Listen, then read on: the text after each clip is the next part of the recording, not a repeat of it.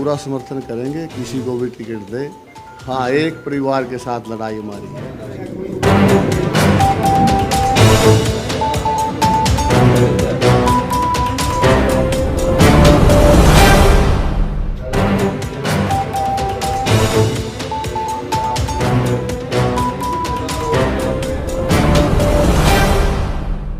नमस्कार, मैं तरुण अरोड़ा। जैसा कि आप सबको पता है, हरियाणा में विधानसभा चुनाव का बिगुल बज चुका है। मैं जो उचाना हल्के में मौजूद है, तो हमारे साथ मौजूद है दिलबाग जी संडील। नमस्कार सर। जी नमस्ते जी। सर, आप कांग्रेस की टिकट की लड़ाई में है सर। हाँ जी। तो कांग्रेस की जो उचाना में जो कांग्रेस की टिकट की लड़ाई में काफ़ी दिग्गज नेता हैं। चौधरी वीरेंद्र सिंह जी हैं, विजेंद्र सिंह उनके बेटे वीरेंद्र गोगड़िया जी हैं, और भी दिग्गज नेता एडवोकेट जो भूपेंद्र सिंह वर्मा जी हैं अलेवा से, तो गोइयाँ से बंसीलाल जी गोइयाँ हैं, तो और भी दिग्गज नेता हैं। तो सर, आपको क्या दावेदारी लगती है कि आपको टिकट मिलेगी सर? देखिए, टिकट की दावेदारी तो बाद की बात है। पहले तो हम कांग्रेस पार्टी को, हमारे संगठन को मजबूत करने में लगे हुए हैं। और हुड्डा साहब की जो 10 साल का राज था, शासन था, उसका हम लोगों के आगे अपने प्रचार करने में, उनकी नीतियों के बारे में अवगत कराने में लगे हुए हैं। और उसमें घर घर कांग्रेस, हर घर कांग्रेस, तो डोर टू डोर सारे अपने अपने जो साथी हैं हमारे, जितने टिकटार्थी कहेंगे, वो अपनी कंपेनिंग में लगे हुए हैं जी। और रही टिकट की बात, टिकट का फैसला तो वो हाईकमान ने, हमारे शीर्ष नेतृत्व ने करना है।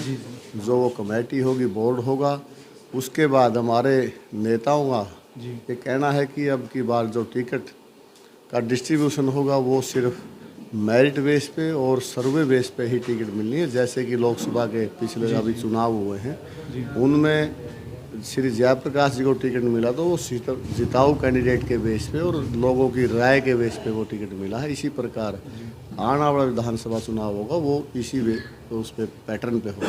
तो सर, आप डोर टू डोर सर्वे कर रहे हैं सर, जा रहे हैं, सर्वे कर रहे हैं, तो कितना समर्थन लोगों का मिल रहा है आपको सर? समर्थन तो बहुत ज़्यादा कहूँगा मैं, इतना पार और स्नेह जो लोगों ने कांग्रेस पार्टी के प्रति जुनून है, वो मैंने तो अपनी ज़िंदगी में आज तक ऐसा नहीं देखा। लोगों में इतना उत्साह है कि, और अभी पिछले लोकसभा चुनाव में जो 37,500 के करीब लीड दी, मैं कहूँगा आने वाले जो विधानसभा चुनाव 3 महीने बाकी है उसमें होने हैं, वो उससे भी बढ़कर कहीं ज़्यादा भारी मतों से जीत या उचाना की जनता दर्ज करेगी। सर, सपोज अगर आपको कांग्रेस की टिकट नहीं मिलती है तो आप पार्टी छोड़ देंगे या निर्दलीय चुनाव लड़ेंगे? पार्टी छोड़ने और निर्दलीय की बात तो दूर की बात है। ये तो मैं ये कहूँगा भाई, अभी तो हम पार्टी के साथ, और टिकट मिलना ना मिलना कोई ज़रूरी नहीं है, सबको टिकट मिलेगी। टिकट तो मिलना एक को ही है। हम पार्टी के प्रति सर, जैसे कि हाल ही में श्रुति चौधरी और किरण चौधरी ने पार्टी छोड़कर बीजेपी ज्वाइन की है सर, टिकट ना मिलने की वजह से। वो उनका फैसला है। हमारा ऐसा नहीं है कि हम आज कहीं कल कहीं।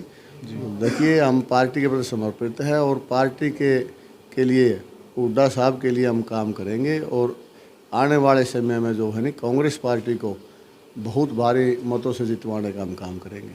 सर, उचाना हल्के का आप दौरा कर रहे हैं, तो आपको कौन सी समस्या देखने को मिल रही है सर? समस्याओं का तो यहाँ ढेर लगा हुआ है, अनगिनत समस्याएं हमारे इलाके में है। बहुत बड़ी समस्या, एक से एक बढ़कर मैं कहूँ, पीने की पानी की है। जो हमारे अपने विधानसभा उचाना में वो 65-66 गांव हैं, उनमें से लगभग सभी गांवों में पीने का पानी पीने के लायक नहीं है। उसमें पानी में जो TDS है वो, और जो आज हमारे कैंसर जैसी भयंकर बीमारी, पीलिया जैसी भयंकर बीमारी, वो पानी की वजह से हमारे जो इलाके के लोग हैं, चाहे वो युवा है, चाहे बच्चे हैं, चाहे बड़े हैं, वो उनसे ग्रस्त हैं और उस कारण से वो समय से पहले मौत के मुंह में चले जाते हैं। दूसरी रही रोज़गार की बात। आज रोज़गार के मामले में है तो उचाना हमारे हरियाणा प्रदेश में वो पहले स्थान पर है, बेरोजगारी के मामले में पहले स्थान जो पर। आज का युवा है विदेशों की तरफ रुख कर रहा है नौकरी ना मिलने की वजह से। बिल्कुल, मैं उसे पे आने लग रहा हूँ। आज हमारे युवा और बेटियां भी उसमें शामिल है। आज वो विदेशों की तरफ पलायन कर रहे हैं और वो अपनी ज़मीन जायदाद बेचकर, अपने किसी के माँ के गहने बेचकर या किसी से उधारे रिश्तेदार से पैसे देकर वो विदेशों की तरफ जा रहे हैं। और उसमें भी कोई श्योरिटी नहीं है, क्योंकि वो 2 नंबर से कोई डोंकी के रास्ते जा रहा है। और कई सारे हमारे बच्चे आज वो मौत का ग्रास बन चुके हैं। पिछले दिनों आसपास के भी और हमारे इलाके के भी बहुत सारे बच्चे ऐसे हैं जो बर्बाद हो चुके हैं, और वो किसी के ठीक आई, किसी के ना आई। मैं कहूँगा आधे से ज़्यादा जो बच्चे हैं ना वो गए तो ज़रूर, लेकिन उन्होंने किसी के पैसे डूब गए, कोई एजेंट खा गया और कोई वहाँ जाके काम नहीं मिला। इस प्रकार से हम सोचते हैं भाई ये काम आने वाले समय नहीं हो, कांग्रेस पार्टी की सरकार आए और हमारे बच्चों को, युवाओं को रोज़गार उपलब्ध करवाए। सर वर्तमान सरकार की जो क्या कमी है सर? वर्तमान सरकार की कमियां तो मैं गिनाऊंगा नहीं, बहुत समय लगेगा। देखिए जैसे ये पीपी जो परिवार पहचान पत्र, फैमिली आईडी जो आज इन्होंने चलाई हुई है, हर एक गांव में से आज आप सर्वे करेंगे तो उसमें आधे से लोग ज़्यादा जो गरीब आदमी है वो इतना दुखी है, क्योंकि कल हर रोज़ मेरे को एक दो चार ऐसे मिलते हैं कि हमारी फैमिली आईडी में हमारी इनकम, कल एक लड़का मिला, उन्हें बताया कि 18 लाख रुपए मेरी फैमिली इनकम दिखा रखी है और मैं खुद उसमें एम्प्लॉय दिखाया हूँ। जी सर। एक नौजवान लड़का था और उसकी बात करें तो उसके घर में कोई रोज़गार नहीं, कोई ज़मीन नहीं। 18 लाख रुपए इनकम किस प्रकार से आई? ये सरकार चाहती है कि किसी न किसी प्रकार से लोगों को एक नाम के नाम से तो ये है कि हम इतनी सुविधाएं आम गरीब आदमी को दे रहे हैं, वह अंत्योदय पॉलिसी के तहत हम लोगों तक जा रहे हैं, लेकिन वो एक नाम मात्र की है और लोग सरकार चाहती है जैसे अभी ये आयुष्मान कार्ड इन्होंने बंद करके और बहुत सारी स्कीमें इन्होंने लोगों के हाथ में कागज़ उठवाए हैं। और फायदे की बात करें सर ये सरकार तो ये कहती है कि बिना खर्ची बिना पर्ची नौकरी दे रहे हैं।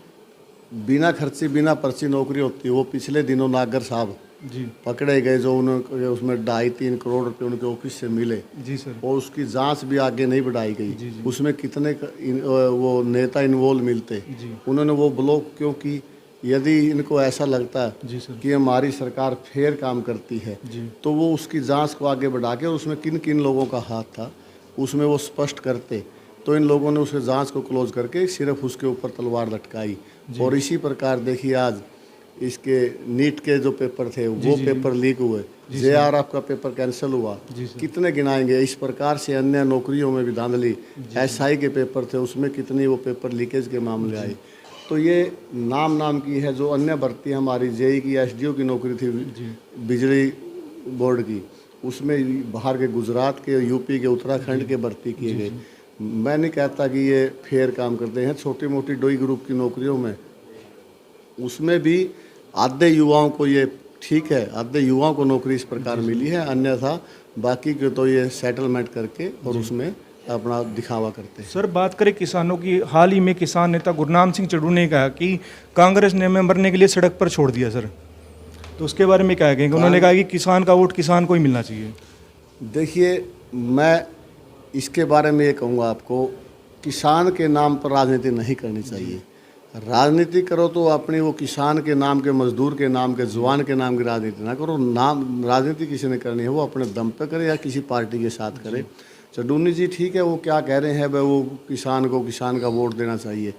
क्यों राजनीति करनी है? लड़ाई लड़नी है तो किसान की, वो किसान के साथ रह के लड़े, ना कि वो राजनीति के प्लेटफॉर्म पे आके किसान की लड़ाई लड़े। सर कल करनाल में मीटिंग हुई थी सिखों की, तो सिखों ने भी एक चुनौती दी है सरकार को, कांग्रेस को और बीजेपी को, जो आने वाली सरकार है उसको चुनौती दी है कि हमारी भी सीटें होनी चाहिए, 16 से 20 सीटें हमारी भी होनी चाहिए सिखों की। ये देखिए ये तो मांग है और हर एक का अधिकार है, चाहे वो किसी भी कम्युनिटी से हो, किसी भी वो ग्रुप से हो, सबका अपना अपना राइट है और अपनी अपनी मांग हर कोई रखेगा, हर समुदाय हो चाहे। और मैं कहता हूँ ये रखनी भी चाहिए।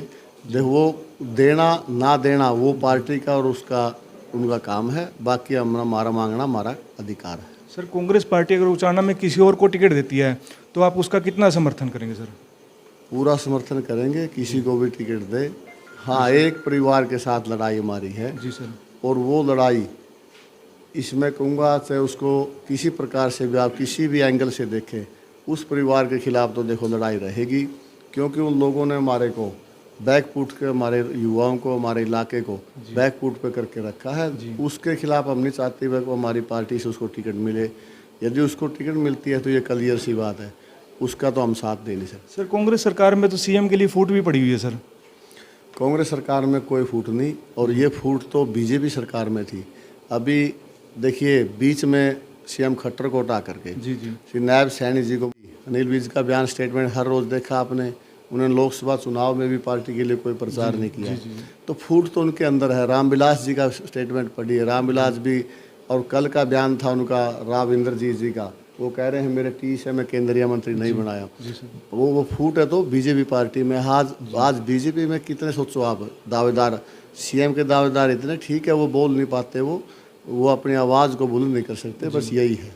सर हरियाणा में विधानसभा की कितनी सीटों की उम्मीद रखती है सर कांग्रेस सरकार? कांग्रेस पार्टी की पार्टी जी सर। हाँ, कांग्रेस पार्टी की सीटों की बात करें तो सीट जो 75 पार का पिछले बार बीजेपी ने एक झूठा नारा दिया था ना, हाँ 2019 में जो झूठा नारा दिया था ना, तो मैं कहूँगा उसको हम पार करके दिखाएंगे, उसको साबित ये जो जनता हरियाणा की कांग्रेस पार्टी 75 को भी पार करेंगे सर? हाँ 75 को पार। तो सर कहीं बीजेपी की तरह एक रट है कांग्रेस की भी कि अब की बार 75 बार? नहीं, रट वाली बात नहीं है जी सर। कांग्रेस जो कहती है नहीं उसको करके दिखाती है। हुड्डा साहब ने जो वादे किए तो वो करके दिखाए।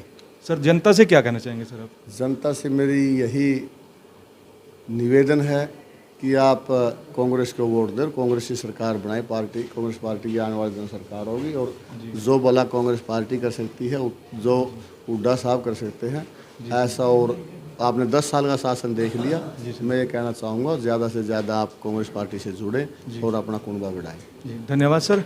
तो देखिए दिलबाग जी संडील हमारे साथ मौजूद थे। उचाणा राय अपने हमारे कमेंट बॉक्स में दे सकते हैं कि किसको टिकट मिलनी चाहिए, और उचाणा हल्के से दिलबाग जी संडील जो कि समाज सेवी भी हैं, तो ज़्यादा से ज़्यादा लाइक करें, ज़्यादा से ज़्यादा शेयर करें।